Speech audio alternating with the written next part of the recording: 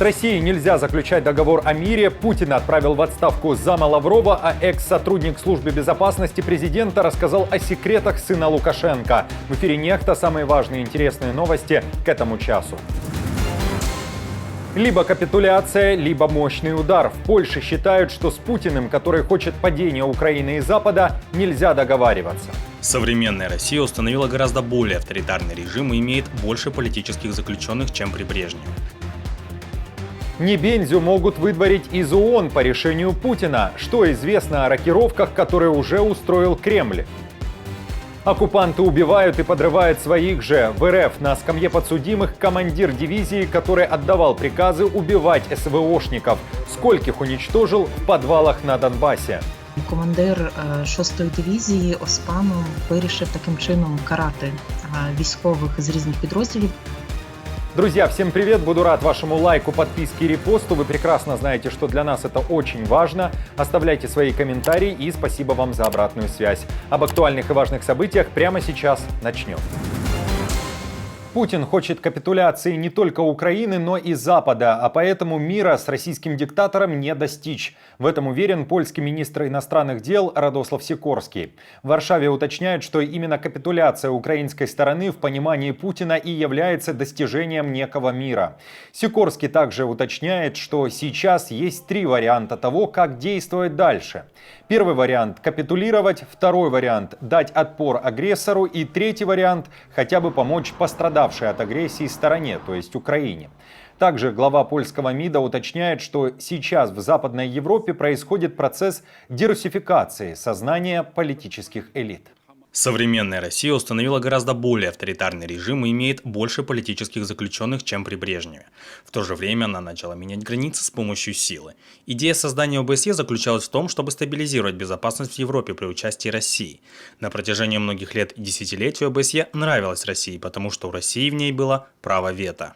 Однако к настоящему времени она нарушила все предпосылки и принципы. Устав ООН и ОБСЕ, которая была практически создана по ее инициативе. С Россией, какой она является сегодня, невозможно достичь мира, потому что она хочет извлечь выгоду из агрессии. Следовательно, необходимо реагировать на это силой, а не уступками. Россия готовится нанести новый массированный удар по Украине и уже практически завершила подготовку к нему. Об этом пишет издание «Левый берег» со ссылкой на свои источники в силах обороны.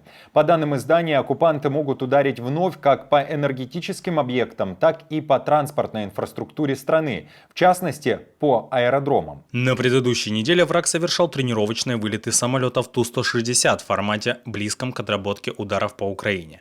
Это и свидетельствует о возможной подготовки россиян к привлечению таких самолетов для ударов. Сохраняется и риск поражения наземных объектов на территории Украины, в частности для Киева и областных центров северных и западных областей. Путин может вышвырнуть Небензю из ООН, однако без работы не оставит. Российские пропагандисты пишут о возможной рокировке, которую задумал Кремль. Итак, уже известно, что Путин отправил в отставку первого замглавы МИД Владимира Титова, то есть одного из помощников Лаврова. И на место Титова посадят Небензю. То есть любитель фейков об украинском биооружии и комарах, возможно, станет первым замом в российском МИДе и продолжит свою деятельность под руководством Лаврова. А вот Титов тоже будет с работой, и его отправят не в США, где находится штаб-квартира ООН, а в Женеву, но тоже работать представителем РФ при Организации Объединенных Наций. Российские оккупанты устраивают зачистки среди своих на линии фронта. О том, как СВОшники готовы перестрелять друг друга по приказу, говорится в постановлении Следственного комитета РФ. Документ вдоль и поперек изучили журналисты Суспильного и выяснили, что российская пропаганда не говорит о том, что происходило в 6-й мотострелковой дивизии РФ. Год назад командиры этой дивизии без жалости отдавали приказы пытать и убивать неугодных российских вояк. Тюрьмой для таких военных были подвалы многоэтажек на востоке Украины, где часто россиян не только подвергали пыткам, но и подрывали. Журналисты-расследователи уточняют, что по версии российских следователей приказы отдавали командир дивизии Марат Оспанов и полковник Евгений Малышко. Детальнее о развлечениях и убийствах в рядах российских оккупантов, о которых молчит российская пропаганда, мы поговорили с журналисткой редакции розслідувань Суспільного Аллою Садовник. Командир 6-ї дивізії Оспанов вирішив таким чином карати військових з різних підрозділів, які входять до складу 6-ї дивізії.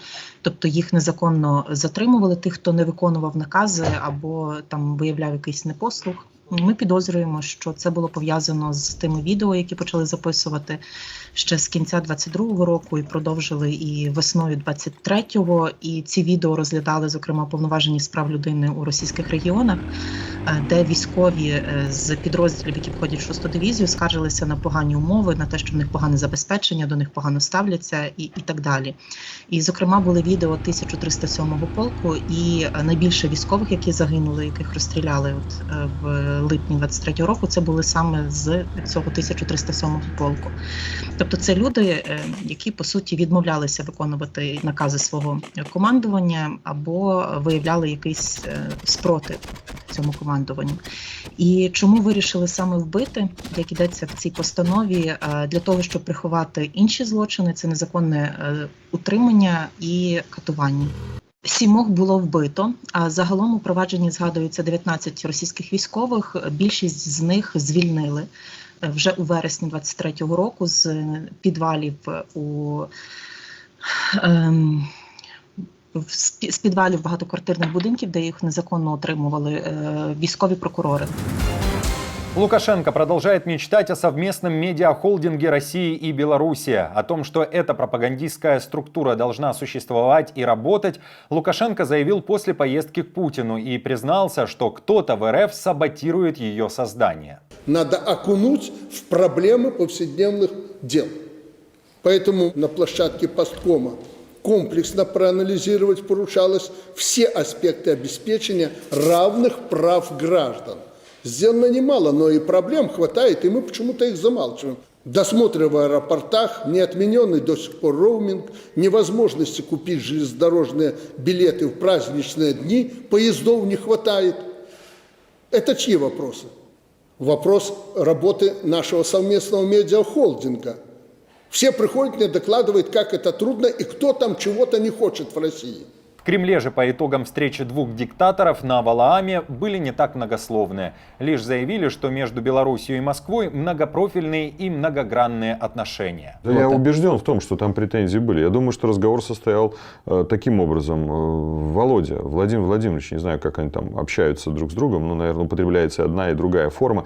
Слушай, ты ж меня прости, ты ж меня пойми. Я же то, что делал, я делал, как говорится, из благих побуждений. И, опять же, если там где-то мне сказал Китай отвести войска от границы Украины, если приехал посланник, есть такая информация, циркулирует из Франции, который дал соответствующие рекомендации, то это же не значит, что я поменял свою стратегию. Стратегия-то моя как раз-таки заключается в том, чтобы прикрывать твою спину с Запада, что Запад все равно же готовит нападение, все равно они концентрируют там войска. Да, мы не раз разбирали эту тему, почему, например, вооруженные силы западных стран находятся сейчас в большем количестве, нежели ранее на границах с Беларусью. Да потому что начали войну. Войну начала Россия, поддержал Лукашенко. Лукашенко перманентно атакует с использованием нелегальных мигрантов границы Европейского Союза. Уже это привело к жертвам среди военнослужащих Польши, к раненым. И, конечно же, Запад будет защищаться. Каждая страна должна защищаться. Но это не означает, что планирует какое-то нападение. Но ему нужно было доказать свою верность и преданность. Лукашенко заставлял службу безопасности охранять сына Коленьку от яркого света. О мерах безопасности и секретах сына диктатора говорится во второй серии фильма «Нехты.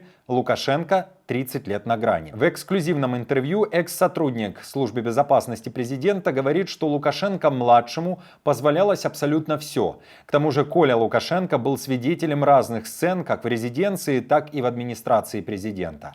Во время зарубежных поездок отца Колю окружала целая свита. Берегли в том числе и сон сына Лукашенко. Когда ездили в такие поездки, брали большой рулон скотча. То есть такой липкой бумаги темного цвета. И в комнате, где проживал Коля, заклеивались все проемы дверные и оконные. на момент сна. То есть Коля боялся света. То есть вот дверной проем, его полностью по периметру заклеивали, чтобы не проходил никакой свет. То же самое делали с окнами. В России продолжают ликвидировать последствия железнодорожной аварии в Волгоградской области. Напомню, что 8 вагонов поезда Казань-Адлер сошли с рельсов после того, как на ЖД-путь выехал КАМАЗ. Много там людей придавило жесточайшим образом. Это просто жесть. Все вагоны, ну там половина вагонов перевалила. Всего же в составе поезда находилось более 800 человек. Часть пострадавших сейчас находится в больнице, другие были распределены по пунктам временного размещения. Поезд, напомню, направлялся в Краснодарский край. Большая часть пассажиров ехала на отдых.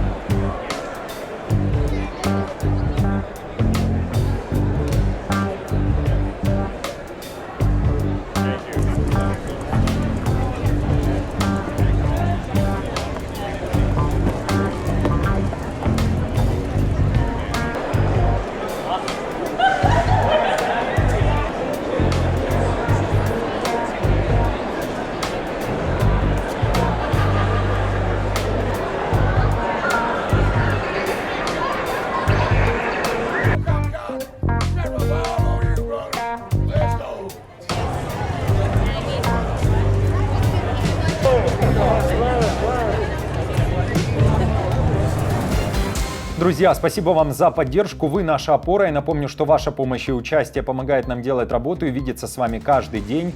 Постоянных донаторов и их комментарии вы видите сейчас на экране, и мы благодарны за эту поддержку.